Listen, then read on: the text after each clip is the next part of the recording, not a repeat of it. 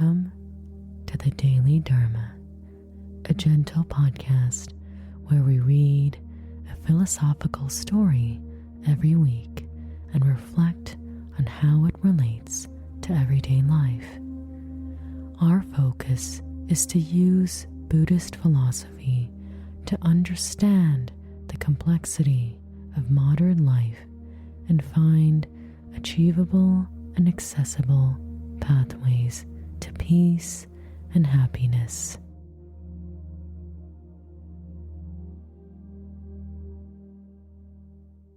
Hi everyone, welcome to the Daily Dharma.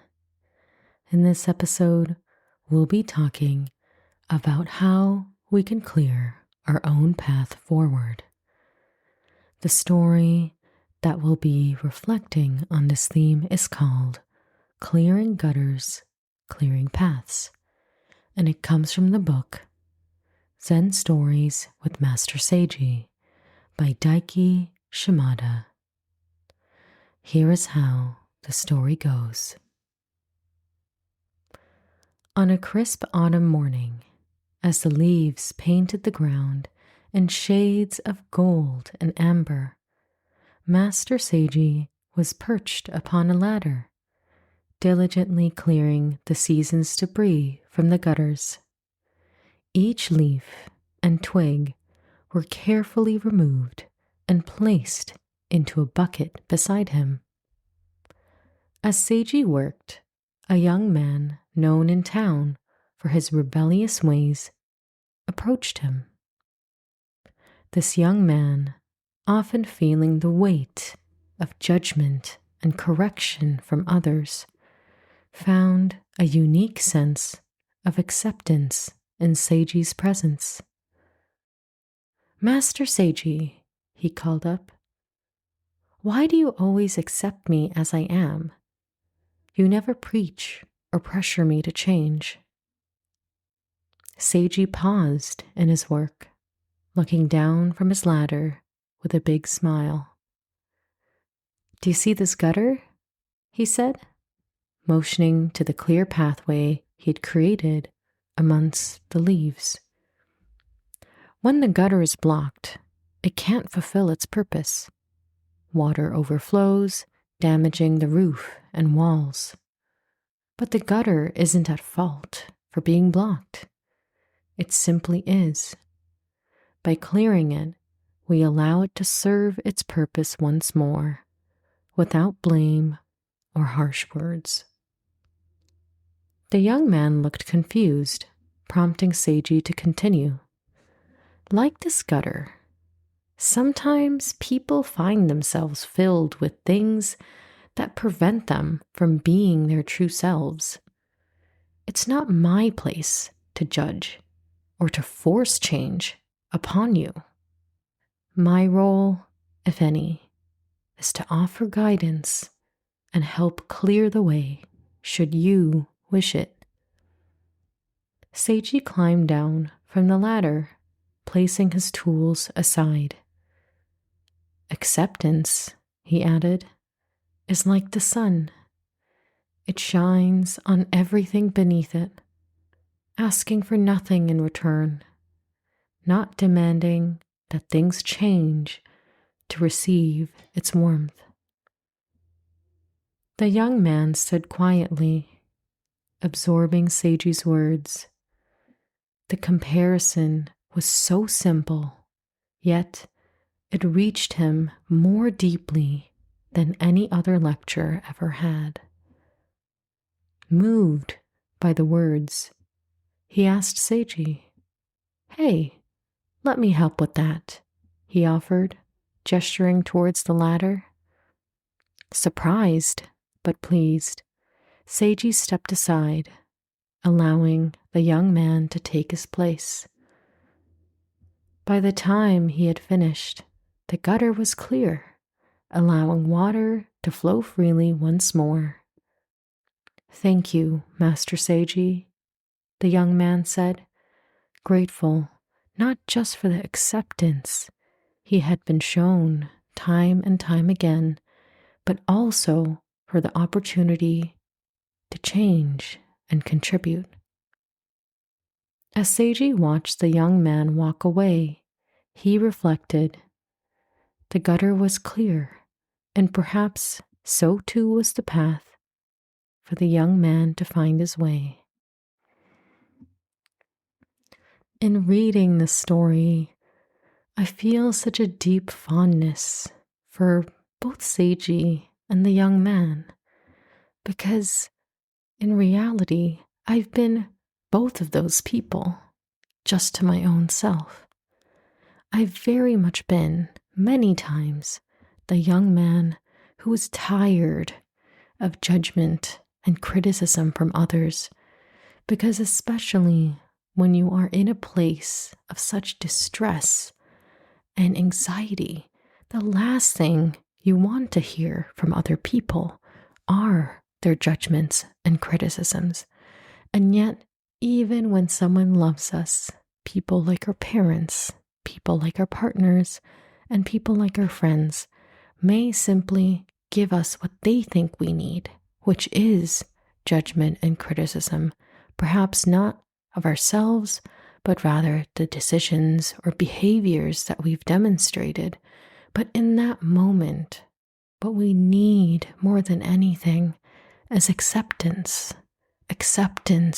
of the situation, of our stress and our anxiety.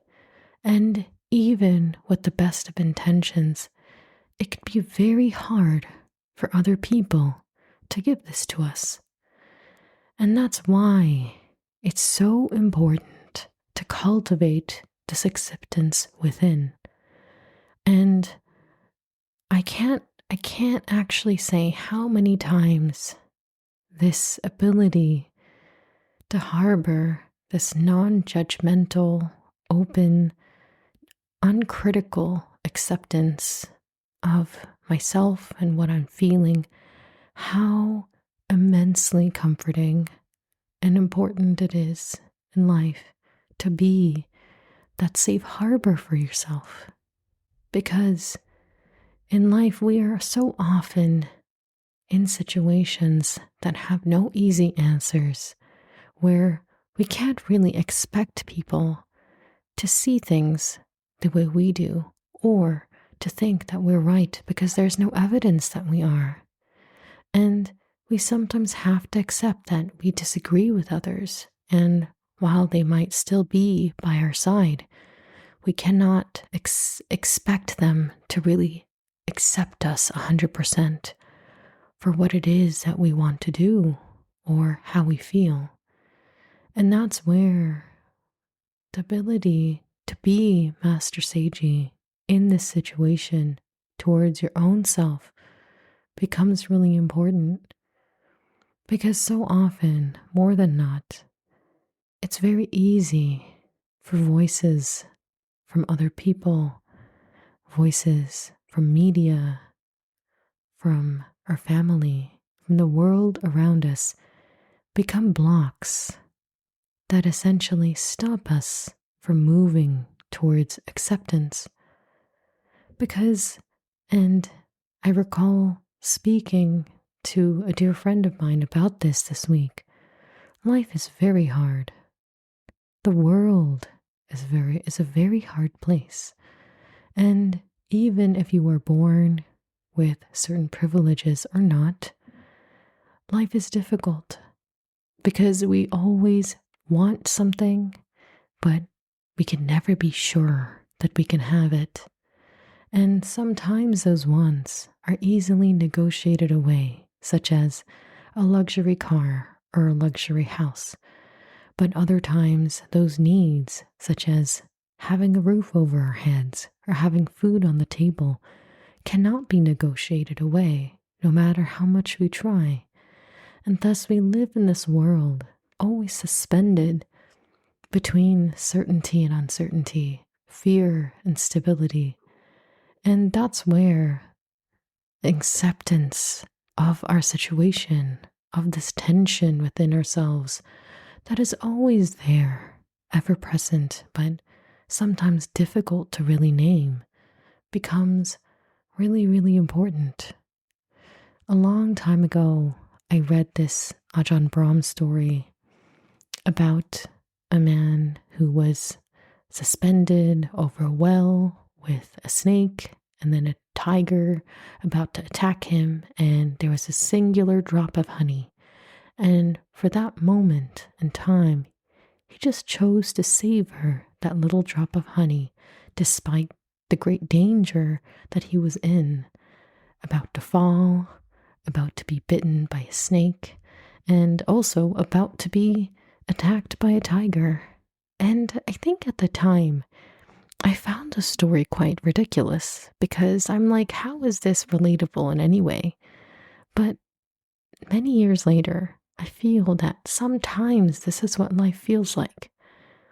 We are stuck in a difficult job, relationship, health circumstances that don't really leave us much room for too much hope or joy about changing them. But that's where acceptance really makes a difference, because in the space that we would rather or we would be criticizing ourselves, regretting the past, essentially being yet another voice within ourselves that adds to that weight of the difficulty of life. Acceptance of ourselves becomes that voice that lightens the load. In acceptance that we did our best, that life is hard, that the world is a difficult place, our burdens become just a little bit lighter. And in that moment, we become just a little bit more open to enjoying the small things in life, the tiny drop of honey that comes our way. And that doesn't mean we are necessarily ignorant of the pressures and anxieties of our lives. It's just that we understand that life is hard, and thus enjoying and accepting our life is not a weakness, but a strength. And it allows us to be more flexible and open-minded in our approach towards life moving forward. Because instead of struggling and struggling and struggling and hating ourselves, we choose to love ourselves as we are, with all our flaws. And now that love and acceptance becomes a refuge in which we can perhaps relax and just breathe and look at our problems with a bit more grace and a bit more flexibility than we had the day before. And to many, this may not sound like enough, but every time I've allowed myself to just clear that path, to allow the acceptance to flow in, my goodness, is there such a change in the stress I feel in my body and my mind, and how much easier it is to enjoy the small joys in life, such as a beautiful sky or a nice walk outside, or even a little time spent with your darling pet. Those small things become so much easier to enjoy when we allow ourselves to enable acceptance without judgment and criticism within ourselves. Thank you so much for listening to this podcast. If you have any questions or thoughts you'd like to share, please email me anytime at dailydharmapodcast@gmail.com. And may you have a beautiful, safe, and joyful week ahead of you. Until next week.